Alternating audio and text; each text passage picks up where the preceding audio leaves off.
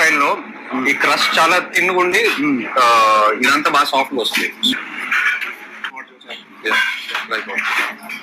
Okay, ఇలా తినాలి bro. మరి అందరూ ఏదో అనుకుంటున్నారు, అందుకే క్రస్ట్ తో పాటు తినాలి. ఓకే, ఇప్పుడు ఏం చేయాలి? నేను చేసుకుంటా. ఎవరైతే కానీ అతను పిజ్జాని తినడం నేర్పించారో నపోలీలో అది మాత్రం కరెక్ట్ కాదు. మేము 3 years నుంచి ఎక్కడ ఉన్నాం. యాక్చువల్ పిజ్జా ఎలా తినాలో నేను చూపిస్తాను పదండి. సో ఫస్ట్ మన పిజ్జా వచ్చినప్పుడు మనకు నచ్చినట్టు 4 pieces కట్ చేసుకోవాలి.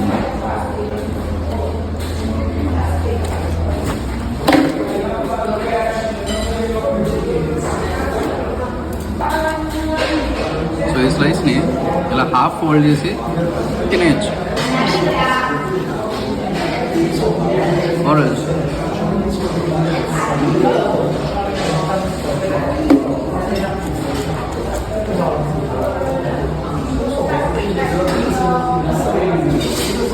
చాలా పీసెస్ కట్ చేసుకొని తినాలి. ఇది official way of eating a Neapolitan pizza.